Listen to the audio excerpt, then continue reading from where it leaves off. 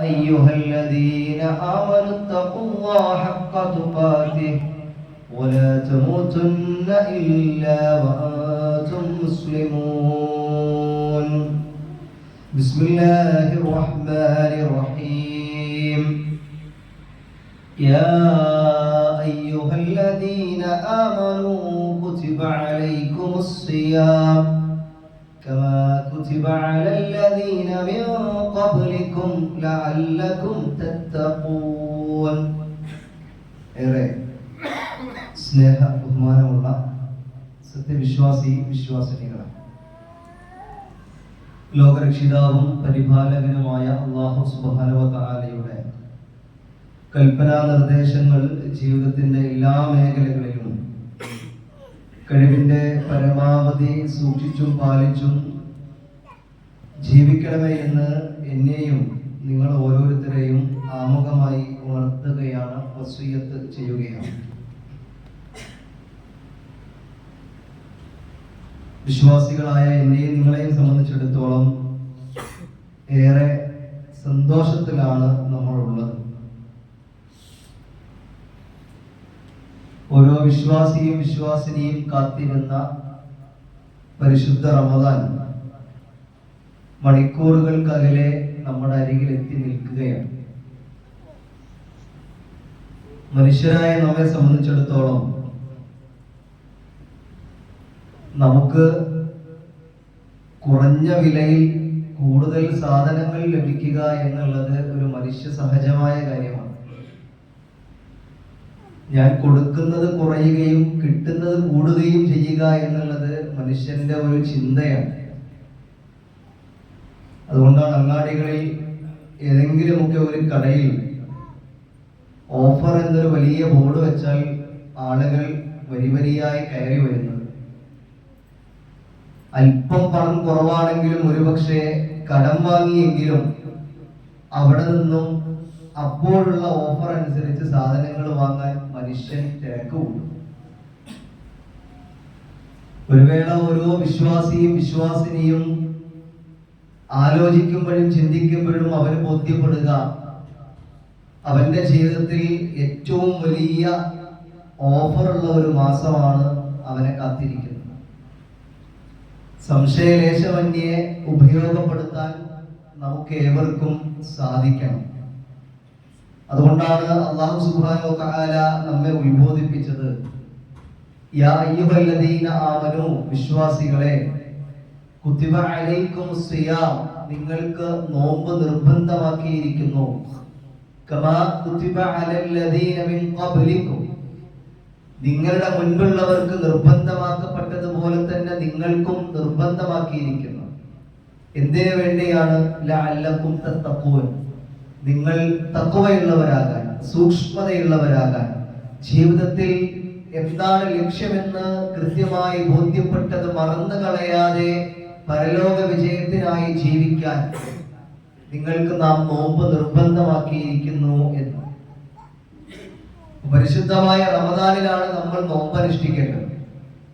ശഹ്റു റമദാനില്ലദീ ഉൻസില ഫീഹിൽ ഖുർആൻ എന്ന് തുടങ്ങുന്ന ആയത്തിൽ റമദാനിലാണ് നാം ഖുർആനിനെ ഇറക്കിയത് എന്നും ആ ഖുർആൻ ഇറങ്ങിയ മാസത്തിൽ നിങ്ങൾ നോമ്പനുഷ്ഠിക്കുക എന്ന് ഖുർആൻ നമ്മെ ഉത്ബോധിപ്പിക്കുന്നുണ്ട്. ആ നിലക്ക് പരിശുദ്ധ റമദാനെ നമ്മളിങ്ങനെ വരവേൽക്കാൻ മണിക്കൂറുകൾക്കകലെ നമ്മളിങ്ങനെ കാത്തു നിൽക്കണം. ഒരു വേള നമ്മുടെ ചുറ്റും നമ്മൾ നോക്കിക്കഴിഞ്ഞാൽ നമ്മുടെ കച്ചവട സ്ഥാപനങ്ങളും അങ്ങാടികളും വീടും പള്ളികളും പരിസരവും ഒക്കെ ഒരുങ്ങിക്കഴിഞ്ഞു. ആ റമദാനിലേക്ക് നമ്മൾ പ്രവേശിക്കേണ്ടതേ ഉള്ളൂ. ബാക്കിയെല്ലാം നമ്മൾ തയ്യാറാക്കി കഴിഞ്ഞിട്ടുണ്ട്. ഏതൊക്കെ രീതിയിൽ നമ്മൾ ചിന്തിക്കണം, ഒരുങ്ങണം എന്നുള്ളത് കഴിഞ്ഞ ഹുതുബയിൽ നമ്മൾ സൂചിപ്പിച്ചതുമാണ്. ഇന്ന് നമ്മൾ അനുഷ്ഠിക്കാൻ പോകുന്ന നോമ്പ് അത് എത്രത്തോളം മഹത്വമുള്ളതാണ്, നമുക്ക് എത്രത്തോളം പ്രതിഫലാർഹമായ ഒരു ആരാധനാ കർമ്മമാണ് എന്ന ചിന്തയാണ് ഈ ഒരു വേളയിൽ നമ്മുടെ മനസ്സിൽ കൂടുതലായി ബോധ്യപ്പെടേണ്ടത്. നോമ്പ് നമുക്ക് പറയുമ്പോൾ റസൂലുള്ളാഹി സ്വല്ലല്ലാഹു അലൈഹി വസല്ലമ നമ്മെ ഉത്ബോധിപ്പിച്ച ഒന്ന് രണ്ട് കാര്യങ്ങൾ. അതിലൊന്ന്, കുല്ലു അമലിൻ ഇബ്നു ആദം യുളാഅഫുൽ ഹസന 10 അംസാലിഹ ഇലാ 700 റഇഫ്. ആദമിന്റെ സന്തതികളായ എല്ലാ മനുഷ്യരുടെയും നന്മകൾക്ക് 10 മുതൽ 700 ഇരട്ടി വരെ നാം പ്രതിഫലം നൽകും. എന്നാൽ അല്ലാഹു പറഞ്ഞു ഇല്ല സൗം, നോമ്പിനൊഴികെ. മറ്റു നന്മകൾക്കൊക്കെ അല്ലാഹ് 10 മുതൽ 700 ഇരട്ടി വരെ പ്രതിഫലം നൽകുമ്പോൾ ഇല്ല സൗം, അല്ലാഹു പറയാണ് നോമ്പിനൊഴികെ. നോമ്പിനില്ല. നോമ്പിന് എന്തായിരിക്കും പ്രതിഫലം ഉണ്ടാവുക? എന്നിട്ട് നമ്മെ ഉത്ബോധിപ്പിക്കുന്നു ഫഇന്നഹു ലീ, അവൻ അനുഷ്ഠിക്കുന്ന നോമ്പുണ്ടല്ലോ അത് എനിക്കുള്ളതാണ്. വഅന അജ്സി ബിഹി, നാം അതിന് പ്രതിഫലം നൽകും. നാം അതിന് പ്രതിഫലം നൽകും. അവന്റെ വെള്ളവും ഭക്ഷണവും വികാര വിചാര ചിന്തകളെയും എല്ലാം അവൻ മാറ്റി വെച്ചത് ഫഇന്നഹു ലീ, അത് എനിക്കുള്ളതാണ്. അല്ലാഹു പറയാ, ഞാനാണ് അവനോട് കൽപ്പിച്ചത് നോമ്പെടുക്കണമെന്ന്. കുതിബ അലൈക്കുമുസ് സിയാം എന്ന് ഞാൻ കൽപ്പിച്ചതാണ്. അവന്റെ ഭക്ഷണപാനീയങ്ങളും വെള്ളവും അവന്റെ വികാര വിചാര ചിന്തകളെയും അവൻ തിന്മകളിൽ നിന്നും മാറി നിൽക്കണമെന്നും ഒക്കെ ഞാൻ കൽപ്പിച്ചു. അവൻ അനുസരിച്ചു, ഈമാനോടുകൂടി അവനത് ചെയ്തു പ്രവർത്തിച്ചു. ഫഇന്നഹു ലീ, എനിക്കുള്ളതാണത്. വഅന അജ്സി ബിഹി, മറ്റുള്ളതിനൊക്കെ നാം 10 മുതൽ 700 ഇരട്ടി വരെ പ്രതിഫലം നൽകുമ്പോ നോമ്പിന് അതല്ല, കണക്കാക്കപ്പെടാത്തതിനപ്പുറം നാം അവന് നൽകും. മണിക്കൂറുകൾക്കപ്പുറം ഞാനും നിങ്ങളും അനുഷ്ഠിക്കാൻ പോകുന്ന നോമ്പിന്റെ മഹത്വമാണ്. അതിങ്ങനെ ചിന്തിക്കേണ്ടത് നമ്മൾ ഇങ്ങനെയാണ്. അതെങ്ങാനും ഒരെണ്ണം നമ്മുടെ ജീവിതത്തിൽ നഷ്ടപ്പെടുത്തി കളഞ്ഞാൽ ഒരു വേള നമുക്കില്ല എന്ന തീർച്ചയായ ചിന്ത നമുക്ക് ഉണ്ടാകണം. ഒന്ന് നഷ്ടപ്പെട്ടാൽ ഖേദം അങ്ങേയറ്റം ഉണ്ടാകണം. മുൻകഴിഞ്ഞു പോയതിനെ കുറിച്ച് നമ്മൾ ആലോചിച്ചല്ലോ, പറഞ്ഞല്ലോ. അതൊന്നും തിരികെ കിട്ടാനില്ല നമുക്കിനി. ഇനി കാത്തിരിക്കുന്നത് വരാനിരിക്കുന്ന ഈ നോമ്പ്. അവിടെ ഒന്നുപോലും നഷ്ടപ്പെടാതെ ഈ പറഞ്ഞ രീതിയിൽ കണക്കറ്റ പ്രതിഫലം നമുക്ക് നേടിയെടുക്കാൻ പ്രിയമുള്ളവരെ നമുക്ക് സാധിക്കേണ്ടതുണ്ട്. മറ്റൊരു ഭാഗം നമുക്ക് റസൂലുള്ളാഹി സ്വല്ലല്ലാഹു അലൈഹി വസല്ലം ഉണർത്തിയത് റമദാനിനെ കുറിച്ച് പറഞ്ഞു. ഇന്ന ഫിൽ ജന്ന ബാബൻ, സ്വർഗ്ഗത്തിലെ ഒരു കവാടമുണ്ട്. ആ കവാടത്തിന്റെ പേര് റയ്യാൻ എന്നാണ്. റയ്യാൻ കവാടമാണ്. യദ്ഖുലു മിൻഹു സായിമൂൻ യൗമൽ ഖിയാമ. എന്താണ് അതിന്റെ പ്രത്യേകത? ആ കവാടത്തിലൂടെ യൗമുൽ ഖിയാമത്തിൽ നോമ്പുകാരായ ആളുകൾ മാത്രമാണ് പ്രവേശിക്കുക. ലാ യദ്ഖുലു മിൻഹും അഹദ ഗൈറുഹും, മറ്റൊരാളും അതിലൂടെ പ്രവേശിക്കുകയില്ല.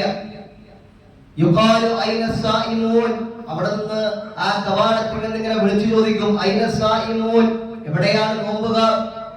പ്രതിഫലിച്ച് ആഗ്രഹിച്ച് ഈമാനോടുകൂടി നോമ്പെടുത്ത ആൾക്കാരില്ലേ, ഐന സായിമൂൻ, എവിടെയാണ് അവർ എന്ന് വിളിച്ചു ചോദിക്കും. ഫയഖൂമൂൻ, ആ നോമ്പുകാരൊക്കെ അവിടെ എഴുന്നേൽക്കും. ലാ യദ്ഖുലു മിൻഹു അഹദ ഗൈറുഹു, അവർക്ക് പുറമെ ഒരാളും അതിലൂടെ പ്രവേശിക്കുകയില്ല. ഫഇദാ ദഖലൂ ഉഗ്ലിക, അങ്ങനെ അവസാനത്തെ നോമ്പുകാരൻ പ്രവേശിച്ചു കഴിഞ്ഞാൽ ആ കവാടം കൊട്ടിയടക്കപ്പെടും. ഫലം യദ്ഖുൽ മിൻഹു അഹദ്, പിന്നീട് ഒരാളും അതിലൂടെ പ്രവേശിക്കുകയില്ല. സ്വർഗത്തിലേക്ക് പ്രവേശിക്കണമെന്നാണല്ലോ നമ്മുടെ ആഗ്രഹം. ആ സ്വർഗമാണ് 30 ദിവസം കൊണ്ട് നേടിയെടുക്കാനുള്ള അവസരമാണ് നമ്മുടെ മുൻപിൽ നിൽക്കുന്നത്. അങ്ങനെ അള്ളാഹുവിന്റെ കൽപ്പന പ്രകാരം ഈമാനോടും പ്രതിഫലേച്ഛയോടുകൂടി നോമ്പെടുത്തവരാണ് ഞാനും നിങ്ങളുമെങ്കിൽ നാളെ നമുക്ക് പ്രവേശിക്കാൻ പ്രത്യേകമായ ഒരു കവാടമുണ്ട് എന്ന് അള്ളാഹുവിന്റെ പ്രവാചകൻ മുഹമ്മദ് നബി സല്ലല്ലാഹു അലൈഹി വസല്ലമ നമ്മെ ഉണർത്തുകയാണ്. ഒരു കവാടമുണ്ട്. നമ്മളിങ്ങനെ ആലോചിച്ച് നോക്കിയേ, നമ്മുടെ മരണവും കഴിഞ്ഞ് പരലോകത്ത് നിൽക്കുന്ന സമയം, ഐന സായിമൂൻ, എവിടെയാണ് നോമ്പുകാരെന്ന് വിളിക്കുമ്പോ നമുക്ക് ആ കൂട്ടത്തിൽ എഴുന്നേറ്റ് നിന്ന് ആ കവാടത്തിലൂടെ പ്രവേശിക്കാൻ സാധിക്കുമോ? 10, 20, 30, 40 റമദാനുകൾ കഴിഞ്ഞു പോയില്ലേ? ഇതേ ഒരു റമദാനും കൂടെ നമ്മുടെ അടുക്കൽ വന്ന് നിൽക്കുന്നു. ഒന്ന് ചിന്തയ്ക്കും ആലോചനയ്ക്കും വിധേയമാക്കിയാൽ ഒരു വേള നമ്മളിങ്ങനെ ആലോചിച്ചാൽ എല്ലാ ബന്ധങ്ങളെയും എല്ലാ സൗഭാഗ്യങ്ങളെയും എല്ലാ കെട്ടുറപ്പുകളെയും വിട്ട് ഇവിടുന്ന് ഒരു യാത്രയുണ്ട്. ആ യാത്രയിൽ വിജയം നേടേണ്ടത് പരലോകത്താണ്. ആ പരലോകത്ത് നോമ്പുകാരനാണെങ്കിൽ ഐന സായിമൂൻ, എവിടെയാണ് നോമ്പുകാർ എന്ന് വിളിക്കുമ്പോ അതിന് ഉത്തരം നൽകി ആ റയ്യാൻ എന്ന കവാടത്തിലൂടെ സ്വർഗത്തിൽ പ്രവേശിക്കാൻ നമുക്ക് സാധിക്കുമോ? കുറച്ച് സമയമുള്ളൂ നമ്മുടെ മുൻപിൽ നോമ്പിലേക്ക്, പരിശുദ്ധമായ റമദാനിലേക്ക്. ഒന്ന് ആലോചിച്ച് നോക്കിയേ, ഒരുങ്ങിയിട്ടുണ്ടോ നമ്മൾ എടുക്കാൻ പോകുന്ന നോമ്പിന്റെ മഹത്വമാണിതൊക്കെ. കണക്കില്ലാത്ത പ്രതിഫലം നൽകാം. അവന് സ്വർഗത്തിലേക്ക് പ്രവേശിക്കാൻ പ്രത്യേകമായ ഒരു വാതിൽ തന്നെ ഉണ്ട്. അതിലൂടെയാണ് അവർ പ്രവേശിക്കുക. അവരല്ലാതെ മറ്റാരും അതിലൂടെ പ്രവേശിക്കുകയില്ല. വീണ്ടും റസൂലുള്ളാഹി സ്വല്ലല്ലാഹു അലൈഹി വസല്ലമ നമ്മളോട് പറഞ്ഞു, അല്ലാഹു സുബ്ഹാനഹു വ തആല ഒരു നോമ്പുകാരന് നൽകുന്ന പരിഗണന നോക്കും നിങ്ങൾ. അത് അത്രത്തോളം മഹത്വമുള്ളത് കൊണ്ടാണ്. അല്ലാഹുവിന്റെ റസൂൽ സ്വല്ലല്ലാഹു അലൈഹി വസല്ലം പറഞ്ഞു, വല്ലദി നഫ്സി ബിയദിഹി, ആരുടെ കയ്യിലാണോ എന്റെ ദേഹമുള്ളത്, എന്റെ ആത്മാവുള്ളത്, അവൻ തന്നെയാണ് സത്യം. ല ഖുൽഫു ഫമിസ്സാഇം അത്യബു ഇൻദല്ലാഹി തആല മിൻ റീഹിൽ മിസ്ക്. ഒരു നോമ്പുകാരന്റെ വായയുടെ ഗന്ധം അല്ലാഹുവിന്റെ അരികിൽ കസ്തൂരിയേക്കാൾ സുഗന്ധമുള്ളതാണ് എന്ന്. മണിക്കൂറുകൾ കണക്കെ ഭക്ഷണം കഴിക്കാതെ ഇരിക്കുമ്പോ അവന്റെ വായിൽ നിന്നും വരുന്നൊരു ഗന്ധം ഒരു നോമ്പുകാരന് അല്ലാഹു അവന്റെ അരികിൽ നൽകുന്ന മഹത്വമാണ്. ആ ഗന്ധത്തിന് പോലും അല്ലാഹുവിന്റെ അരികിൽ കസ്തൂരിയേക്കാൾ സുഗന്ധമുണ്ട്. അവൻ ഉപേക്ഷിച്ചു അവന്റെ വികാര വിചാരങ്ങളെയും ഭക്ഷണപാനീയങ്ങളെയും ഒക്കെ അവൻ ഒഴിവാക്കി. അവൻ അനുഷ്ഠിച്ച നോമ്പ് എനിക്കുള്ളതാണ്. നാം അവന് പ്രതിഫലം നൽകും. ഓരോ നന്മക്കും 10 ഇരട്ടി ഞാൻ പ്രതിഫലം നൽകും. ഇതിനേക്കാൾ വലിയ ഒരു ഓഫറിന്റെ മാസം ഇനി ഒരു വിശ്വാസിക്ക് കിട്ടാനില്ല. ഒരു നോമ്പുകാരന് ഇതിലേറെ വലിയ മഹത്വം ഇനി കിട്ടാനില്ല. അത്രമേൽ പ്രാധാന്യമേറിയ ഒരു മാസമാണ് നമ്മുടെ അരികിലേക്ക് എത്തുന്നത്. എല്ലാം ചേർത്ത് വെച്ച് അവസാനം പറയാനുള്ള ഒറ്റ വാക്കേ ഉള്ളൂ. നമ്മുടെ മനസ്സിൽ നമ്മൾ തന്നെ ഇങ്ങനെ പറയാം, നഷ്ടപ്പെടുത്തി കളഞ്ഞാൽ കേവലമായ ആസ്വാദനങ്ങൾക്കും കാഴ്ചയും കേൾവിയും ഉപയോഗിച്ച് ഒരല്പം അശ്രദ്ധരായി നമ്മളെങ്ങാനും മാറിക്കഴിഞ്ഞാൽ നഷ്ടപ്പെടാൻ പോകുന്ന സൗഭാഗ്യം, തിരിച്ചു കിട്ടാത്ത ഇത്രമേൽ വിലയേറിയ നിമിഷങ്ങൾ ഇനി ഒരു വേള നമ്മുടെ ജീവിതത്തിൽ കിട്ടുമോ എന്ന് നമ്മൾ പ്രതീക്ഷിക്കേണ്ട പ്രിയമുള്ളവർ. കാരണം ഈ പള്ളിയിലും ഒന്നാമത് സഫിൽ ഇരിക്കേണ്ടിയിരുന്ന പല ആളുകൾ ഇന്നിവിടെ ഒന്നാമത് സഫിൽ ഇല്ല. ഒരു നോമ്പ് വരുമ്പോ നമ്മുടെ വീട്ടിലേക്കെല്ലാം കൊണ്ടുവന്നിരുന്ന നമ്മുടെ ഉപ്പ ഒരുപക്ഷെ നമ്മുടെ വീട്ടിൽ നിന്നില്ല. എല്ലാ വൃത്തിയാക്കലുകൾക്കും മുൻപന്തിയിരുന്ന നമ്മുടെ ഉമ്മ ഒരു വേള നമ്മുടെ വീട്ടിൽ നിന്നില്ലല്ലോ. ഇല്ല. എവിടെയാണ് അവരൊക്കെ അന്ത്യവിശ്രമങ്ങളിലേക്ക് എത്തിക്കഴിഞ്ഞു. ഒരു വേള അടുത്ത റമദാനിലേക്ക് ഈ പറയുന്ന ഞാനും കേൾക്കുന്ന നിങ്ങളും ഈ ദുനിയാവിൽ ഹയാത്തിൽ ഉണ്ടാകുമെന്ന് ഒരു ഉറപ്പും നമുക്കില്ല. കിട്ടാവുന്ന അവസരമാണിത്. ഇനി ജീവിതത്തിൽ ഇത്രമേൽ മനോഹരമായ സൗഭാഗ്യമേറിയ നിമിഷങ്ങൾ നമുക്കാർക്കും കിട്ടാനില്ല. ഒരു വേളത്തെ കച്ചവടത്തിന്റെ പേരും കുടുംബത്തിന്റെ പേരും ഇഫ്താർ തിരക്കുകളുടെ പേരും അതിനപ്പുറത്തേക്ക് പെരുന്നാളിന് വേണ്ടിയുള്ള ഒരുക്കങ്ങൾ ഇപ്പോഴേ തുടങ്ങുന്നവരോടും ഒരൊറ്റ വാക്കേ ഉള്ളൂ, പ്രിയമുള്ളവരെ, ഈ ലോകത്ത് ഒരു വിശ്വാസിനിക്ക് അവന്റെ ജീവിതത്തിൽ കിട്ടാവുന്ന ഏറ്റവും വലിയ സൗഭാഗ്യമേറിയ നിമിഷങ്ങളിലേക്കാണ് നമ്മൾ കടക്കാണ്ടിരിക്കുന്നത്. ആവർത്തിച്ച് ഓർമ്മപ്പെടുത്തട്ടെ, നഷ്ടപ്പെടുത്തി കളയരുത്. കൃത്യമായ ആസൂത്രണം നമ്മുടെ ജീവിതത്തിൽ ഉണ്ടാകണം. കുടുംബമായി നമുക്ക് ഒരുങ്ങാൻ കഴിയണം പ്രിയമുള്ളവരെ. കുടുംബമായി നമുക്ക് ഒരുങ്ങാൻ സാധിക്കണം. ആ പരിശുദ്ധ റമദാനിനെ അതുപോലെ നമ്മുടെ ജീവിതത്തിലേക്ക് ചേർത്ത് വെക്കാൻ കഴിയണം. മറ്റൊരു മഹത്വം നോക്കൂ നിങ്ങൾ. അല്ലാഹുവിന്റെ പ്രവാചകൻ പറഞ്ഞു, മൻ സ്വാമ റമദാന ഈമാനൻ വഹ്തിസാബൻ. ആരെങ്കിലും പരിശുദ്ധമായ റമദാനിൽ എത്തുകയും അവൻ ഈമാനോടുകൂടി വിശ്വാസത്തോടുകൂടിയും വഹ്തിസാബൻ പ്രതിഫലം ആഗ്രഹിച്ചുകൊണ്ടും അവൻ നോമ്പെടുത്താൽ അല്ലാഹു അവന് പുറത്തു കൊടുക്കും. അവന്റെ ജീവിതത്തിൽ മുൻപ് വന്നു പോയ പാപങ്ങൾ അല്ലാഹു പുറത്തു കൊടുക്കുന്നു. നോമ്പുകാരന് കണക്കില്ലാത്ത പുണ്യമുണ്ട്. അവന് പ്രവേശിക്കാൻ പ്രത്യേകമായ കവാടമുണ്ട്. അവന്റെ വായിൽ നിന്ന് വരുന്ന ഗന്ധത്തിന് പോലും പ്രത്യേകതയുണ്ട്. അള്ളാന്റെ അരികിൽ അടുത്തൊരു വാക്കെന്താ? നിങ്ങളുടെ ജീവിതത്തിൽ അറിഞ്ഞും അറിയാതെയും ഒക്കെ നമ്മുടെ ജീവിതത്തിൽ വന്നുപോയ ചെറുതും വലുതുമായ തെറ്റുകളില്ലേ? നമ്മളൊക്കെ മറന്നുപോയ തെറ്റുകളില്ലേ? പറഞ്ഞതും കേട്ടതും കണ്ടതും ഒക്കെ ഉണ്ടല്ലോ. അല്ല പറയാ, ഈമാനോടുകൂടിയും പ്രതിഫലം ആഗ്രഹിച്ചും ആരാണോ റമദാനിൽ നോമ്പനുഷ്ഠിച്ചത് നാം അവന് പുറത്തു കൊടുക്കും. അവന്റെ വന്നുപോയ പാപങ്ങൾ മുൻപ് വന്നുപോയ പാപങ്ങൾ അള്ളാഹു പുറത്തു കൊടുക്കുന്ന. പാപക്കറയുമായി ഈ ദുനിയാവിൽ നിന്ന് മരിച്ചു പോകാൻ ആഗ്രഹിക്കാത്തവരാണല്ലോ നാം. എല്ലാം കഴുകിക്കളഞ്ഞ് വൃത്തിയാകാൻ ആഗ്രഹിക്കുന്നവരാണല്ലോ നാം. പ്രിയമുള്ളവരെ, ഈ നോമ്പിനെ നമുക്ക് അങ്ങനെയും ഉപയോഗപ്പെടുത്താൻ കഴിയും. മുൻപ് സംഭവിച്ചു പോയ വന്നുപോയ ആ ചെറിയ പാപങ്ങളൊക്കെ ഈ നോമ്പിലൂടെ നമുക്ക് അള്ളാഹു പുറത്തു തരുമെന്നാണ്. അങ്ങനെയാണെങ്കിൽ ഞാനും നിങ്ങളും ഒക്കെ അനുഷ്ഠിക്കാനിരിക്കുന്ന ഈ നോമ്പിന് ഇത്രമേൽ പ്രതിഫലവും മഹത്വമുള്ള ഒന്നിനെ നഷ്ടപ്പെടുത്തി കളയാൻ നമ്മൾ തയ്യാറാകേണ്ടത്. എല്ലാം ഒരുങ്ങിയിട്ടുണ്ട്. ഒരുങ്ങേണ്ടത് നമ്മൾ മാത്രമാണ്.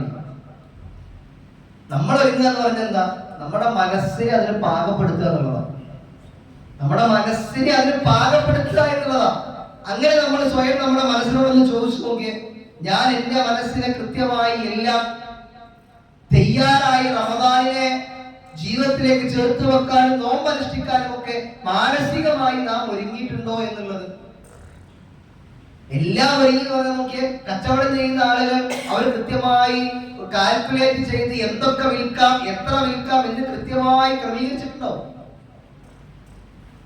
വീട്ടിലേക്ക് വേണ്ട സാധനങ്ങൾ എത്ര കിലോ എന്ത് വാങ്ങണമെന്ന് കൃത്യമായി തീരുമാനിച്ച് രണ്ടുപേരും ഒരുമിച്ച് പോയി വാങ്ങിക്കൊണ്ടുവന്ന് വീട്ടിൽ വെച്ചിട്ടുണ്ടോ? എല്ലാം ആസൂത്രണം ചെയ്തിട്ടുണ്ടാവും. നമ്മുടെ മനസ്സ് നമ്മൾ അത്തരത്തിലേക്ക് ഒരു ആസൂത്രണം ചെയ്ത് നമ്മുടെ മനസ്സിനെ നമ്മൾ ഒരുക്കിയിട്ടുണ്ടോ? കാരണം ഖുർആൻ പറഞ്ഞത് ഇന്നല്ലാഹ ലാ യുഗയ്യിറു മാ ബിഖൗമിൻ ഹത്താ യുഗയ്യിറു മാ ബിഅൻഫുസിഹിം. ആരും നമ്മളെ വന്ന് നന്നാക്കൂല, ഒരാരും നമ്മളെ വന്ന് പിടിച്ചു കൊണ്ടുപോയി നന്നാക്കൂല. നമ്മൾ തീരുമാനിച്ചാൽ ഹത്താ യുഗയ്യിറു മാ ബിഖൗമിൻ, അവർ തീരുമാനിച്ചാൽ അല്ലാഹു അവരെ നന്മയിൽ കൊണ്ടുവരും. നമ്മൾ സ്വയം തീരുമാനിക്കണം. ഈ റമദാൻ ഇതെന്റെ റമദാനാണ്, ഇതെന്റെ റമദാനാണ് എന്ന ചിന്തയോടുകൂടി ആ റമദാനിനെ നമുക്ക് ഉപയോഗപ്പെടുത്താൻ കഴിയണം. അതിനപ്പുറത്തേക്ക് നമ്മൾ മാനസികമായി ഒരുങ്ങിയിട്ടുണ്ട് എന്ന് ഉറപ്പിക്കണം. ഒരു ഉറച്ച തീരുമാനം നമുക്കുണ്ടാകണം. ഈ റമദാൻ എനിക്കുള്ളതാണ്. മണിക്കൂറുകൾ മാത്രം അകലെ നിൽക്കുന്ന ഈ റമദാൻ എനിക്കുള്ളതാണ്. ഇനി ആ റമദാനിലേക്ക് ഞാൻ എത്തി ഒന്നോ രണ്ടോ അതല്ലെങ്കിൽ ആദ്യത്തെ 10 ദിവസത്തിലോ അത്ര മാത്രമേ എനിക്ക് അള്ളാഹു ആയുസ് നൽകിയിട്ടുള്ളതെങ്കിൽ പോലും ആ 10 ദിവസം എന്റേതാക്കി മാറ്റാൻ ഞാൻ റെഡിയായിട്ടുണ്ട്. അങ്ങനെ ഒരു തീരുമാനം നമ്മൾ എടുത്തു നോക്കി. അപ്പൊ ഈ റമദാനിനെ നമുക്ക് നമ്മുടെ ജീവിതത്തിൽ ഉപയോഗപ്പെടുത്താൻ കഴിയും. പ്രിയമുള്ളവരെ, നമ്മുടെ മനസ്സിനോട് ചില ചോദ്യങ്ങൾ നമ്മൾ ചോദിച്ചാൽ മതി. റമദാനിൽ നമുക്ക് മാറ്റങ്ങൾ ഉണ്ടാവും അല്ലെ? റമദാനിൽ തുടക്കത്തിൽ സാധാരണ നമ്മളിങ്ങനെ റമദാനിന്റെ വരവേൽക്കലും റമദാനിന്റെ മഹത്വവും പ്രതിഫലവും കേൾക്കുമ്പോൾ നമ്മുടെ മനസ്സിൽ ഇങ്ങനെ തോന്നും, ശരിയാണ്, ഞാൻ റെഡിയാവണം. അങ്ങനെ നമ്മൾ റെഡിയാവാൻ തീരുമാനം എടുക്കും. ആദ്യത്തെ ഒരാഴ്ച അല്ലെങ്കിൽ ആദ്യത്തെ 10 നമ്മൾ ശ്രദ്ധ കൂടുതൽ ഉണ്ടാവും, സ്വാഭാവികമാണ്. പള്ളിയിലും ജമാഅത്തിലൊക്കെ ആളുകൾ കൂടുതലുണ്ടാവും. പക്ഷെ ദിവസങ്ങൾ കഴിയും തോറും അത് കൊഴിഞ്ഞു പോകും. നമ്മുടെ മനസ്സിൽ നിന്നും തഖ്വയുടെ അംശം ഇങ്ങനെ കുറഞ്ഞു പോകും. ഈമാനിന്റെ കുറവ് ഇങ്ങനെ വന്നുകൂടും. ഒരു വേള നമുക്ക് ഈ റമദാൻ കഴിഞ്ഞെങ്കിൽ എന്ന് പോലും ആഗ്രഹിക്കുകയും പറയുകയും ചെയ്യുന്ന ആളുകൾ വരും. ഒരു വിശ്വാസിനിക്ക് എങ്ങനെ പറയാൻ കഴിയും? അവൻ നോമ്പെടുത്തിട്ട് അവസാനം മഗ്‌രിബിന്റെ സമയത്ത് നോമ്പിന് മുറിക്കുന്ന വേളയിൽ എന്ന് പ്രാർത്ഥിക്കുമ്പോ, അല്ലാഹുവേ, ഇത്രയും നേരം എന്റെ ഭക്ഷണപാനീയങ്ങളൊക്കെ ഒഴിവാക്കി എന്റെ നിരമ്പുകൾ ഇങ്ങനെ ഓടിത്തുടങ്ങി വെള്ളമെത്തി, അതിന് കൃത്യമായ പ്രതിഫലം ഇൻഷാ അല്ലാഹ് നീ ഉദ്ദേശിച്ച നൽകണേ എന്ന് പ്രാർത്ഥിക്കുമ്പോ ആ ഒന്ന് കഴിഞ്ഞല്ലോ എന്ന് എങ്ങനെ അവന് പറയാൻ കഴിയും? അവന്റെ മനസ്സിന് വല്ലാത്ത പ്രയാസം ഉണ്ടാവും. പഠിച്ചോനെ, ഈ നോമ്പെങ്ങാനും സ്വീകരിക്കാതെ പോയാൽ, അങ്ങനെയുള്ള ചിന്തയാണ് നമുക്ക് വേണ്ടത്. അങ്ങനെയുള്ള ചിന്ത വരുമ്പോ ആ ഒരു ദിവസം അവന്റെ ജീവിതത്തിൽ അവസാനിച്ച് കഴിയുമ്പോൾ അവനിങ്ങനെ തോന്നും, പഠിച്ചോനെ, ഞാൻ നോമ്പെടുത്തു, ഞാൻ ഖുർആനിൽ കുറെ ഓതിയിട്ടില്ലേ, കഴിയാവുന്ന നന്മകളൊക്കെ ഞാൻ പറഞ്ഞോ, അല്ലെങ്കിൽ എന്തെങ്കിലുമൊക്കെ ഞാൻ പങ്കാളികളായോ, ഇങ്ങനെയൊക്കെ ചിന്തിക്കാൻ കഴിയും മനുഷ്യന്. അങ്ങനെ ഒരുങ്ങാൻ കഴിയണം നമ്മൾ. അതിലേക്ക് നമ്മൾ എന്ത് ചെയ്യണം എന്നറിയോ? നമ്മൾ നമ്മുടെ മനസ്സിനോട് ചില ചോദ്യങ്ങൾ ചോദിക്കാം. അതിൽ ഒന്നാമത്തെ ചോദ്യം എന്താണെന്ന് വെച്ചാൽ, എന്റെ ജീവിതത്തിലെ വിശ്വാസവും ഭക്തിയും ആ കാര്യത്തിൽ എന്റെ ജീവിതത്തിൽ ഞാൻ എവിടെ നിലനിൽക്കും? വിശ്വാസ കാര്യത്തിലും ഭക്തിയുടെ കാര്യത്തിലും ഞാൻ എവിടെയാണ് ഉള്ളത്? ഞാൻ കുറച്ച് പിറകിലാണോ, അല്ലെങ്കിൽ മാറ്റത്തിരുത്തലുകൾ ആവശ്യമുണ്ടോ? ഉണ്ടെങ്കിൽ ഈ റമദാൻ എനിക്ക് എങ്ങനെ ഉപയോഗപ്പെടുത്താൻ പറ്റും? അങ്ങനെ ചിന്തിക്കണം. അല്ലാതെ നമ്മൾ റമദാൻ വരുമ്പോൾ നോമ്പെടുക്കുക, റമദാൻ തറാവി നിസ്കരിക്കുക, ആ നിസ്കാരം കഴിയുമ്പോഴത്തേക്ക് നമ്മൾ ക്ഷീണിച്ച് കിടന്നുറങ്ങുക, രാവിലെ എഴുന്നേൽക്കുമ്പോ അത്തായം പോലും ഇല്ലാണ്ട് വീണ്ടും നോമ്പ് പറഞ്ഞ് പോവാ. ഇതല്ല. അതിനപ്പുറത്തേക്ക് റമദാൻ കഴിയുമ്പോൾ ഒരു മാറ്റം നമുക്ക് വേണമെങ്കിൽ നമ്മൾ ചില ചോദ്യങ്ങൾ അതിന് മുൻപ് നമ്മളോട് ചോദിക്കാം. അല്ല, ഒന്നാമത്തെ ഒരു ഭാഗം വിശ്വാസമാണ്. വിശ്വാസവും ഭക്തിയുമായി ബന്ധപ്പെട്ട് ഞാൻ എവിടെ നിൽക്കുന്നു, ഈ റമദാൻ എനിക്ക് എങ്ങനെ ഉപയോഗപ്പെടുത്താൻ പറ്റും. രണ്ട് തഖ്വയാണ്. ലഅല്ലക്കും തത്തഖൂൻ എന്നാ പറഞ്ഞത്. തഖ്വ ഉണ്ടാകാൻ വേണ്ടിയാണ് നോമ്പ് നിർബന്ധം. എന്താ തഖ്വ? ഒരു മോശമായത് കാണുമ്പോ എന്റെ കണ്ണിനെ താഴ്ത്താനും, മോശമായത് കേൾക്കുമ്പോൾ അവിടുന്ന് മാറി നിൽക്കാനും, ഒരു തെറ്റ് കാണുമ്പോൾ തെറ്റാണെന്ന് പറയാനുമുള്ള ആർജവവും തന്റേടവും ഒരു വിശ്വാസിനിയുമായ നമുക്കുണ്ടോ? മാറി നിൽക്കാൻ കഴിയുന്നുണ്ടോ?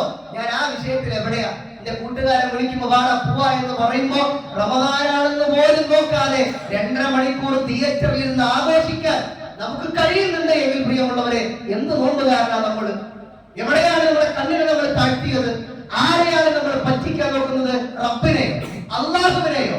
എല്ലാം കാണുന്ന, എല്ലാം എഴുതി വെക്കുന്ന ആ റബ്ബിന്റെ മുൻപിൽ തിരിച്ചെത്തേണ്ടി വരുമെന്നുള്ള ബോധമില്ലാതെ ഈ നോമ്പിനെ നഷ്ടപ്പെടുത്താൻ നമ്മൾ ആരെയാണ് കളിയാക്കാൻ പോകുന്നത്? ആലോചിക്കുക പ്രിയമുള്ളവരെ. ഒരു വേള എവിടെ വെച്ച് മരിക്കാവുന്ന ഒരു തീരുമാനം റബ്ബിന്റെ അരികിൽ നമുക്കുണ്ട്. ആ ചിന്തയോട് കൂടി വേണം നമ്മൾ റമദാനിലേക്ക് പ്രവേശിക്കാൻ. ഓരോ ദിനങ്ങൾ അസ്തമിക്കുമ്പോഴും, ഓരോ രാവുകൾ പുലരുമ്പോഴും റബ്ബേ ഈ ദിനം എനിക്ക് സാക്ഷിയാണല്ലോ എന്ന ചിന്ത വേണം നമുക്ക്. അങ്ങനെ വേണം നമ്മൾ റമദാനിലേക്ക് പോവാൻ. അങ്ങനെ സൂക്ഷ്മതയോടുകൂടി, തഖ്വയോടുകൂടി ഞാൻ എവിടെ നിൽക്കും എന്ന് ആലോചിക്കണം. തെറ്റുകൾ തിരുത്താൻ അവസരമുണ്ട് ഈ ദുനിയാവിൽ. ഇവിടെ നമുക്ക് സമയമുണ്ട്, അവസരമുണ്ട്. അത് റമദാൻ. അതിന് ഉപയോഗപ്പെടുത്താൻ, നഷ്ടപ്പെടുത്തി കളയരുത്. അതുകൊണ്ട് രണ്ടാമത്തെ ചോദ്യം സൂക്ഷ്മതയെ കുറിച്ചാവണം. തഖ്വ, ഞാൻ എവിടെ നിൽക്കുന്നു? എനിക്ക് റമദാനോട് കുറച്ചുകൂടെ ഒക്കെ തഖ്വ ഉണ്ടാക്കിയെടുക്കണം, കുറച്ചുകൂടിയൊക്കെ സൂക്ഷ്മത ഉണ്ടാക്കിയെടുക്കണം. അങ്ങനെ ഒരു ചിന്ത, ഒരു ചോദ്യം നമുക്ക് ഉണ്ടാകണം. മറ്റൊന്ന്, വെള്ളിയാഴ്ച ദിവസം അല്ലെ, ഒരു വേള നമ്മളൊക്കെ ജുമുഅയിലേക്ക് എത്തി. നമ്മൾ ആലോചിച്ചാൽ മതി. നമ്മൾ വിചാരിച്ചാൽ വലിയ പ്രയാസമുള്ള കാരണങ്ങളൊന്നും അല്ലെങ്കിൽ ആ കാരണങ്ങളെ നമ്മളൊന്ന് വിചാരിച്ചാൽ മാറ്റിവെച്ച് ബാങ്കിന് മുമ്പേ എത്താൻ കഴിയുന്നതാണ് എങ്കിൽ ഈ റമദാനോടുകൂടി ഞാനത് തീരുമാനിക്കുമെന്ന ഒരു നിശ്ചയദാർഢ്യം നമുക്ക് ഉണ്ടാകും. ചില കാര്യങ്ങൾ ഞാനൊന്ന് മാറ്റി വെച്ചാൽ അല്ലെങ്കിൽ തിരിച്ചു പ്ലാൻ ചെയ്ത് വെച്ചാൽ എനിക്ക് ബാങ്കിന് മുമ്പേ ജുമുഅക്ക് പള്ളിയിലേക്ക് എത്താൻ കഴിയും. എന്റെ അലസത കൊണ്ടാണ് ഞാൻ പോകാത്തത്, എന്താ എനിക്ക് പോയാൽ? അങ്ങനെ ഒരു ചിന്ത നമ്മൾ ചോദിച്ചു നോക്കിയേ. ഈ റമദാനിൽ നമുക്ക് അങ്ങനെ ഉപയോഗപ്പെടുത്താൻ കഴിയണം. ജമാഅത്ത് നമസ്കാരങ്ങൾ, പ്രിയമുള്ളവരെ, ജമാഅത്ത് നമസ്കാരങ്ങൾ റമദാനിൽ കണക്കില്ലാത്ത പ്രതിഫലം റബ്ബ് തരാന്ന് പറഞ്ഞത്. സമയമുണ്ട്, സന്ദർഭമുണ്ട്, സാഹചര്യമുണ്ട്. വിചാരിച്ചാൽ നമുക്ക് കഴിയുമെങ്കിൽ നഷ്ടപ്പെടുത്തി കളയരുത്. സുന്നത്ത് നമസ്കാരത്തിന്റെ മുമ്പും ശേഷമൊക്കെ സുന്നത്തുണ്ട്. നമ്മൾ ആലോചിക്കാൻ എത്ര സുന്നത്ത് ഈ പ്രായം വരെ നിസ്കരിച്ചിട്ടുണ്ടാവും ആലോചിക്കാം. റമദാനിൽ നമ്മൾ സുന്നത്ത് നമസ്കരിച്ചാൽ നമുക്ക് അല്ലാഹ് ഫർളിന്റെ കൂലി തരാന്നാ പറഞ്ഞത്. ആ ജമാഅത്ത് നമസ്കാരത്തിന് 5 മിനിറ്റ് മുമ്പ് എത്തിയാൽ നമുക്ക് നമസ്കരിക്കാൻ കഴിയും. അങ്ങനെ ജമാഅത്ത് നമസ്കാരത്തിന്റെ കാര്യത്തിലും ജുമുഅയുടെ കാര്യത്തിലുമൊക്കെ മൊത്തത്തിൽ ഒരു മാറ്റം കൊണ്ടുവരാൻ നമുക്ക് സാധിക്കണം. അത് നമ്മൾ മാറ്റം കൊണ്ടുവരുന്ന വിചാരിച്ചാൽ പോരാ. അതിനു മുമ്പ് ഞാൻ ഇന്ന വിഷയങ്ങളിൽ എവിടെ നിൽക്കുന്നു എന്ന ഒരാത്മവിചിന്തനവും ചില ചോദ്യങ്ങളും നമ്മളോട് ചോദിച്ചാൽ നമുക്ക് തീരുമാനം ഉണ്ടാക്കി കൊണ്ടുവരാൻ കഴിയും. അതുകൊണ്ട് അത്തരത്തിലുള്ള ചോദ്യങ്ങൾ നമ്മുടെ ജീവിതത്തിൽ മാറ്റങ്ങൾ ഉണ്ടാക്കും. അങ്ങനെ ഈ റമദാനിനെ ഉപയോഗപ്പെടുത്താൻ നമുക്ക് കഴിയണം. മറ്റൊരു പ്രധാനപ്പെട്ട ചോദ്യം നമ്മൾ ചോദിക്കേണ്ടത് വിശുദ്ധ ഖുർആന്റെ വിഷയത്തിലാണ്. ആ ഖുർആൻ ഇറക്കപ്പെട്ട മാസമാണ് റമദാൻ. ആ ഖുർആൻ വായിക്കണം, ആ ഖുർആനിന്റെ ആശയം മനസ്സിലാക്കണം, ആ ഖുർആൻ മനഃപ്പാഠമാണ്. കഴിയോ നമുക്ക്? ഒരു സൂറത്ത് എടുത്താൽ മതി. 30 ആയത്തുള്ള സൂറത്ത് എടുത്തിട്ട് ഒരു ദിവസം ഒരു ആയത്ത് ഞാൻ മനഃപ്പാഠാക്കുന്ന ഒരു തീരുമാനം എടുക്കാൻ പറ്റുമോ നമുക്ക്? 30 ദിവസം കൊണ്ട് 30 ആയത്ത് ഒരു സൂറത്ത് നമ്മൾ എടുക്കണ്ട, നമ്മുടെ വീട്ടിൽ എല്ലാവരും കൂടെ എടുക്കുക. ഉപ്പയും ഉമ്മയും മക്കളും റമദാൻ കഴിയുമ്പോൾ നമ്മൾ 30 ആയത്തുള്ള സൂറത്ത് എന്റെ വീട്ടിൽ ഞാനും എന്റെ ഭാര്യയും എന്റെ മക്കളും മനഃപ്പാഠമാക്കുന്ന തീരുമാനം ഒരു ഉപ്പാക്കും ഉമ്മാക്കും എടുക്കാൻ പറ്റുമോ? അങ്ങനെ നമ്മൾ മാറ്റം കൊണ്ടുവരാം. മക്കൾക്ക് കൊടുക്കേണ്ട ഭക്ഷണത്തിന്റെ കണക്ക് കൃത്യമായി നോക്കി നമ്മൾ സാധനങ്ങൾ വാങ്ങി വെച്ചല്ലോ. ആ ഭക്ഷണം പോകുന്നത് വയറിലേക്കാണ്. അതിനപ്പുറത്തേക്ക് അവരുടെ ചിന്തയിലേക്ക് പോകേണ്ട ചില സാധനങ്ങളുണ്ട്. അത് ഖുർആനാണ്. അത് നമ്മൾ കൊടുക്കണം. ആ കൊടുക്കുന്നതിലേക്ക് ഒരു പാഠമാണ് ഖുർആൻ പഠനം. അങ്ങനെ ചില മാറ്റങ്ങൾ നമ്മളിൽ നമ്മുടെ കുടുംബത്തിൽ എടുക്കണം. നമ്മൾ ഖുർആൻ വായിക്കണം. ഖുർആന്റെ ഒക്കെ വിഷയം നോക്ക് നിങ്ങൾ. സഹാബാക്കൾ റമദാൻ വന്നാൽ ഒരു ദിവസം ഒരു ജുസ്അ് ഓതി തീർക്കുന്ന ആളുകളുണ്ട്. ഒരു ദിവസം ഒരു ജുസ്അ് ഓതും. ചില സഹാബികൾ പറയുന്നത് ഒരു ദിവസം ഞങ്ങൾ 3 ജുസ്അ് വെച്ച് തീർക്കാറുണ്ട്. അവസാനത്തെ 10ലേക്ക് എത്തുമ്പോൾ അവർ പറയുന്നുണ്ട്, ഒരു ദിവസം ഞങ്ങൾ 3 ജുസുകൾ വെച്ച് തീർക്കാറുണ്ട്, 10 ദിവസം കൊണ്ട് 30 തീർക്കാറുണ്ട്. അവരെ കോതിന്റെ ഒരു ഭാഗത്തെങ്കിലും നമ്മൾ എത്തണ്ടേ? ഖുർആൻ നമ്മളിങ്ങനെ ആലോചിക്കുക, സ്വയം നമ്മുടെ ജീവിതത്തിലും കുടുംബത്തിലും ഒക്കെ ഈ റമദാൻ കൊണ്ടൊരു മാറ്റം ഉണ്ടാക്കിയെടുക്കാൻ ചില തീരുമാനങ്ങൾ നമ്മൾ എടുത്താൽ അതിന് സാധിക്കും. ഇതൊക്കെ നമ്മൾ പ്രിയപ്പെട്ട ആലോചിക്കുന്നത്. ഈ നോക്കുന്നത് 2025 തുടങ്ങി ഈ 2 മാസത്തിനുള്ളിൽ നമ്മുടെ ഈ കൊച്ചു കേരളത്തിൽ നിന്ന് നമ്മൾ കേൾക്കുന്ന കൊലപാതകങ്ങളുടെ വാർത്ത എത്രയാണ്? മക്കൾ മാതാപിതാക്കളെ കൊല്ലുന്ന വാർത്തകൾ എത്രയാണ്? എന്താണ് ആ ഒരു തലമുറക്ക് സംഭവിച്ചത്? എന്താണ് ആ തലമുറ കിട്ടാതെ പോയത്? അവരാരും അങ്ങനെ ആക്കിയതല്ലല്ലോ, അവരായിപ്പോയതല്ലേ. ആയിപ്പോകാനുള്ള കാരണം എന്താ? നമ്മൾ ചിന്തിക്കണ്ടേ, ആലോചിക്കണ്ടേ. അവർക്ക് എന്താണ് കുറവ്, അവർക്ക് എന്താണ് വേണ്ടത്? അത് കൊടുക്കാൻ മാതാവും പിതാവും ഈ മഹല്ലുമൊക്കെ നമ്മളൊക്കെ ബാധ്യസ്ഥരാണ്. അങ്ങനെ ഒരു തുടക്കമായി ഈ റമദാനോടുകൂടി നന്മയുടെ വഴിയിലേക്ക് കൊണ്ടുവരാവുന്ന രീതിയിലൊക്കെ നമ്മുടെ കൗമാരക്കാരായ ആളുകളെ തിരിച്ചു കൊണ്ടുവരാൻ നമുക്ക് സാധിക്കണം. ഈ റമദാനോടുകൂടി ഒരു മാറ്റം വ്യക്തി ജീവിതത്തിലും കുടുംബ ജീവിതത്തിലും സാമൂഹിക തലങ്ങളിലും ഒക്കെ കൊണ്ടുവരാൻ നമുക്ക് സാധിക്കണം. ആ തലത്തിൽ ഈ റമദാനിന്റെ മഹത്വത്തെയും പ്രതിഫലത്തെയും ഒക്കെ മനസ്സിലാക്കി നഷ്ടപ്പെടുത്താതെ റമദാനിന്റെ ജീവിതത്തിൽ കൂടുതൽ ഉപയോഗപ്പെടുത്തുന്ന വിശ്വാസികളായിട്ട് മാറുക. അല്ലാഹു സുബ്ഹാനഹു വ തആല എന്നെ നിങ്ങളെയും അതിന് അനുഗ്രഹിക്കുമാറാകട്ടെ.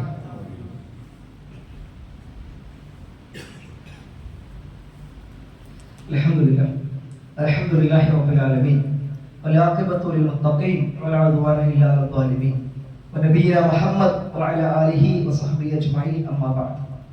ഒരിക്കൽ കൂടി അല്ലാഹുവിന്റെ കൽപ്പനാ നിർദ്ദേശങ്ങൾ ജീവിതത്തിന്റെ എല്ലാ മേഖലകളിലും കഴിവിന്റെ പരമാവധി സൂക്ഷിച്ചും പാലിച്ചും ജീവിക്കണമേ എന്ന് എന്നെയും നിങ്ങളെയും ഉണർത്തുകയാണ്. പരിശുദ്ധ റമദാനിലേക്ക് പ്രവേശിക്കാനിരിക്കെ ആ നോമ്പിന്റെ മഹത്വവും അതിന്റെ പ്രതിഫലത്തെയും ഒക്കെ നമ്മൾ മനസ്സിലാകുന്നതിന്റെ ആദ്യഘട്ടം എന്നുള്ള നിലക്കാണ് ചില കാര്യങ്ങൾ സൂചിപ്പിച്ചത്. നഷ്ടപ്പെടുത്തി കളയാതെ ഉപയോഗപ്പെടുത്താനുള്ള ചില തീരുമാനങ്ങൾ വ്യക്തി ജീവിതത്തിലും കുടുംബത്തിലും ഒക്കെ ഉണ്ടായിരിക്കണം എന്നൊരു ഓർമ്മപ്പെടുത്തലാണ്. അതേപോലെ നമ്മൾ ചിന്തിക്കേണ്ട പ്രധാനപ്പെട്ട വിഷയം സമ്പത്തിനെ കുറിച്ചാണ്, സാമ്പത്തിക വിശുദ്ധി. നമുക്കറിയാം, എല്ലാവരും റമദാനിലേക്കാണ് പലപ്പോഴും സക്കാത്ത് കണക്ക് കൂട്ടിയത് നൽകാറുണ്ട്. ആ സക്കാത്ത് കൊടുക്കുന്ന ശീലം നിങ്ങൾക്കുണ്ടോ എന്നൊരു ചോദ്യം നമ്മൾ ആദ്യം ചോദിക്കും. കൃത്യമായി തന്നെ സമ്പത്തിനെ വിശുദ്ധിപ്പെടുത്തുന്ന ഒന്ന് സക്കാത്ത്, അത് നൽകാറുണ്ടോ ഇല്ലേ എന്നുള്ള ചോദ്യം നമ്മുടെ മനസ്സിലുണ്ടാവുക. രണ്ടാമത്തെ ഭാഗമാണ് അത് കൃത്യമായി കണക്ക് കൂട്ടി അർഹരായ ആളുകളിലേക്ക് എത്തിക്കാൻ വേണ്ടി തയ്യാറാവുക. ഒരു മടിയും വേണ്ട, തീർന്നു പോകുന്നോ എങ്ങനെ കൊടുക്കുക എന്നൊരു ആലോചനയോ വേണ്ട. വളരെ എളുപ്പമാണ്. തന്റെ ജീവിതത്തിലെ ആവശ്യമായ ചെലവുകളൊക്കെ കഴിഞ്ഞ് ബാക്കിയുള്ളതിന്റെ 2.5% അർഹരായ ആളുകൾക്ക് കൊടുക്കുക. നമുക്കൊക്കെ സമ്പത്ത് നൽകിയത് പടച്ചോനാണ്. ആ സമ്പത്തിന് അള്ളാഹ് അർഹരായ ആൾക്ക് 2.5% കൊടുക്കാനേ പറഞ്ഞിട്ടുള്ളൂ. അത് കൊടുക്കാൻ നമ്മൾ ആരെയും കാത്തു നിൽക്കേണ്ട ആവശ്യമില്ല. ആ സമ്പത്ത് വിശുദ്ധിപ്പെടുത്താതെ നമ്മൾ ഇവിടുന്ന് മരിച്ചു പോയിട്ട് ഞാനും നിങ്ങളും ഒക്കെ ഉണ്ടാക്കിയ ഒരു സമ്പത്ത് കൊണ്ട് ഹലാലല്ലാത്തത് കൊണ്ട് നമ്മുടെ മക്കളെയും നമ്മുടെ കുടുംബത്തെയും നമ്മുടെ ഉമ്മാനെയും ഉപ്പാനെയും ഒക്കെ അവരെ തിരിച്ച് നമ്മുടെ സമ്പത്തോടായിരിക്കും. നമ്മളിങ്ങനെ ആലോചിക്കാം, ഞാൻ നിങ്ങളൊക്കെ ഇട്ടിരിക്കുന്ന ഈ ഡ്രസ്സ് പോലും ഹലാലാണോ എന്ന് ആലോചിക്കാം. ഞാനിത് എങ്ങനെ സമ്പാദിച്ച പൈസ കൊണ്ട് വാങ്ങിയതാണ്? ഇത്രയും കാലത്തിന്റെ ജീവിതത്തിൽ ഞാൻ സക്കാത്ത് കൊടുത്ത് വിശുദ്ധിപ്പെടുത്താൻ സമ്പത്ത് കൊണ്ടാണോ ഞാൻ ഇത്രയും കാലം ഭക്ഷിച്ചും കുടിച്ചും ധരിച്ചും ഒക്കെ ജീവിച്ചതെന്ന് ആലോചിക്കാം. സമ്പത്ത് എന്നുള്ളത് വളരെ പ്രധാനപ്പെട്ട ഒന്നാണ്. രണ്ടാമത്തെ ഒരു കാര്യം, സാമ്പത്തികമായ തലങ്ങളിൽ എല്ലാ നിലക്കും നമുക്ക് ശ്രദ്ധ ഉണ്ടാവും. ഇപ്പൊ കടമുള്ള ആളുകളായിരിക്കും പല ആളുകളും. കടം സ്വാഭാവികമാണ്. പക്ഷെ കടം വാങ്ങുമ്പോഴും കൊടുക്കുമ്പോഴും ചില നിബന്ധനകൾ ഇസ്ലാമിലുണ്ട്. ഏറ്റവും വലിയ ആയത്ത് പോലും ഖുർആനിലെ കടത്തെ കുറിച്ചാണ്. അപ്പൊ നമ്മൾ വാങ്ങിയ കടം കൃത്യമായി നമ്മൾ എഴുതി വെച്ചിട്ടുണ്ടോ? ആ എഴുതി വെച്ച കണക്ക് എന്റെ വീട്ടിൽ എന്റെ ഭാര്യക്കെങ്കിലും അറിയുമോ എന്നൊരു ചിന്തയെങ്കിലും നമുക്ക് ഉണ്ടാവും. ഒരു വേള ഞാൻ മരണപ്പെട്ടാൽ അത് വീട്ടാൻ എന്നുള്ള നിലക്ക് ആർക്കെങ്കിലും കൂടപ്പറപ്പ് കൂടെ ഉള്ളവൾ എന്നുള്ള നിലക്ക് ഭാര്യക്കും ഭാര്യയുടെ ഭർത്താവിനും ഒക്കെ അറിയുമോ എന്നുള്ള ഒരു ചിന്ത ഈ റമദാൻ നമ്മൾ ഉണ്ടാക്കിയിട്ടില്ല. ഇല്ലെങ്കിൽ എന്ത് ചെയ്യുക, അത് ഉണ്ടാക്കി നമ്മുടെ സാമ്പത്തിക വിശുദ്ധി, നമ്മുടെ കുടുംബത്തിന്റെ സാമ്പത്തിക വിശുദ്ധി കൃത്യമായ ഒരു രീതിയിലേക്ക് കൊണ്ടുവരാൻ നമ്മൾ തയ്യാറാണ്. ഇതൊക്കെ റമദാൻ കൊണ്ട് നമുക്ക് ഉണ്ടാകേണ്ട ഒരു മാറ്റമായി നമ്മൾ കാണേണ്ടതാണ്. നന്മകൾ ധാരാളമായി എങ്ങനെയൊക്കെ ഏതൊക്കെ രൂപത്തിൽ നമുക്ക് ചെയ്യാൻ കഴിയുമോ അവിടെയൊക്കെ നമ്മൾ സജീവമായി. അപ്പൊ സ്വതക്കയുടെ വിഷയം നോക്കൂ നിങ്ങൾ. റമദാനായി കഴിഞ്ഞാൽ പ്രവാചകൻ സ്വതക്കയുടെ വിഷയത്തിൽ കൊടുങ്കാറ്റ് പോലെയായിരുന്നു. നബിയുടെ കടയിൽ എത്രത്തോളം സമ്പത്ത് ഉണ്ടായിരുന്നു? ഇല്ലല്ലോ, ഇല്ല, വളരെ കുറച്ചേ ഉള്ളൂ. പക്ഷെ ഉള്ളതിൽ നിന്ന് റസൂലുള്ള ഒരാള് വന്നാൽ, തന്റെ കയ്യിൽ ഒരാള് ആവശ്യം ചോദിച്ചു വന്നാൽ റസൂലുള്ളാഹിന്റെ കയ്യിലുണ്ടെന്ന് ആരും നോക്കാം. വീട്ടിൽ പോകും, എന്താ ഉള്ളത്? ഭക്ഷണമാണോ? ഭക്ഷണം കൊടുക്കും. വേറെ എന്തെങ്കിലും ഉണ്ടോ? അത് കൊടുക്കും. ഒന്നുമില്ലേ, ഏതെങ്കിലും സഹാബിയെ വിളിച്ച് അന്വേഷിക്കും, ഒരാളുണ്ട്, എന്താ കൊടുക്കാൻ പറ്റുക, ഞാൻ ഏൽപ്പിച്ചു. ഇതേ ഇസ്ലാം നമ്മളോട് പറഞ്ഞിട്ടുള്ളൂ. ഇനി കുറെ ആളുകൾ നമ്മുടെ അരികിലേക്ക് വരും, ആവശ്യക്കാർ. സ്വതക്ക അല്ലെ, 100 ഇരട്ടി 700 ഇരട്ടി വരെയൊക്കെ തരാനാണ് പടച്ചോൻ പറഞ്ഞത്.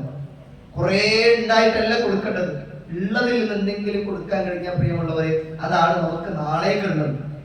അതാണ് നാളേക്കുള്ളത്. അത് റമദാനിലും കൂടെ ആകുമ്പോ ഏറെ പ്രതിഫലം.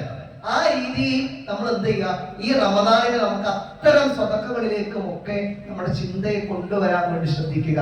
സാമ്പത്തികമായും ഒരു വിശുദ്ധിയും ഭദ്രതയും ഒക്കെ നമുക്ക് ഉണ്ടാവണം. ആ തലത്തിലും സ്വതക്കയുടെ വിഷയത്തിലുമൊക്കെ റമദാനിനെ ധാരാളമായി ഉപയോഗപ്പെടുത്താൻ നമുക്ക് സാധിക്കണം. അപ്പൊ ഇന്ന് നമ്മുടെ പള്ളിയിൽ ഒരു കലക്ഷൻ നടക്കുന്നുണ്ട്. അത് നടക്കുന്ന കലക്ഷൻ ഉത്തരേന്ത്യയിലുള്ള ആളുകൾക്ക് വേണ്ടിയാണ്. നമ്മളിവിടെ ഭക്ഷണം, റമദാനിൽ നമുക്ക് ഭക്ഷണത്തിന്റെ കുറവ് നമുക്കില്ല, സൗകര്യങ്ങൾ കുറവ് നമുക്കില്ല. ഇനിയിപ്പോ നമുക്കറിയാം, റമദാൻ തുടങ്ങി കഴിഞ്ഞപ്പോ ഇനി കുറെ സാധനങ്ങൾ ഓരോരോ പേരിൽ ഇറങ്ങും.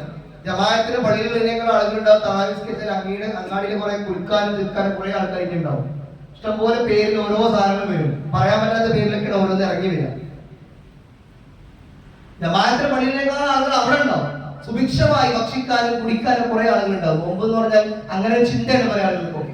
പക്ഷെ പ്രിയമുള്ളവരെ, ഒരു നേരത്തെ നോമ്പ് തുറക്കുവാനും അത്തായത്തിന് സുന്നത്തായി അത് കഴിക്കുവാനും വേണ്ടിയുള്ള ഭക്ഷണത്തിന് പോലും പ്രയാസപ്പെടുന്ന ആളുകൾ നമ്മുടെ നാട്ടിലും രാജ്യത്തൊക്കെ ഉണ്ട്. അത്തരത്തിലുള്ള ആളുകൾ, ഉത്തരേന്ത്യയിലേക്കുള്ള ആളുകൾ, അവർക്ക് അത്തരത്തിലുള്ള സഹായത്തിന് വേണ്ടിയുള്ള ഒരു കലക്ഷനാണ് നമ്മൾ നടക്കുന്നത്. നോമ്പിലേക്ക് അവർക്ക് ആവശ്യമായ സാധനങ്ങളൊക്കെ കൊടുക്കാൻ വേണ്ടിയിട്ടാണ്. നമ്മളെ കൊണ്ട് കഴിയുന്നുണ്ടെങ്കിൽ ഒറ്റ നോമ്പ് കൊണ്ട് ഇരട്ട പുണ്യം നമുക്ക് നേടിയെടുക്കാം. നോമ്പുകാരനാണ്, അതിന്റെ പുണ്യമുണ്ട്, ഒരാളെ നോമ്പും തുറപ്പിക്കാം. അങ്ങനെയൊക്കെ മനസ്സ് കണ്ടിട്ട് എന്ത് ചെയ്യുക, കഴിയുന്ന രീതിയിലൊക്കെ റമദാനിനെ ഉപയോഗപ്പെടുത്താൻ നമുക്ക് സാധിക്കണം. നഷ്ടപ്പെടുത്തി കളയരുത്. കിട്ടാവുന്ന അവസരത്തെ ഉപയോഗപ്പെടുത്തി അത്തരത്തിലുള്ള ബുദ്ധിമാന്മാരുടെ കൂട്ടത്തിൽ നമ്മൾ ഉണ്ടാകണം. നഷ്ടപ്പെടുത്തി കളയരുത്. അവസാനം ഖേദം പറയുന്നവരുടെ കൂട്ടത്തിൽ നമ്മൾ ഉണ്ടാകരുത്. അല്ലാഹു സുബ്ഹാനഹു വ തആല നമുക്ക് വലിയ അനുഗ്രഹമായി നമ്മുടെ അരികിലേക്ക് എത്തിയിട്ടുള്ള ഈ പരിശുദ്ധ റമദാനിൽ അല്ലാഹുവിനെ കൃത്യമായ വിശ്വാസത്തോടുകൂടിയും പ്രതിഫലവും ആഗ്രഹിച്ചുമൊക്കെ നോമ്പനുഷ്ഠിക്കുവാനുള്ള ആരോഗ്യവും തൗഫീഖും നൽകി അനുഗ്രഹിക്കുമാറാകട്ടെ. അല്ലാഹുവേ, ഞങ്ങളെ എല്ലാവരെയും നിന്റെ ജന്നാത്തുൽ ഫിർദൗസിൽ നമ്മളെ ഒരുമിച്ച് കൂട്ടണമേ നാഥ.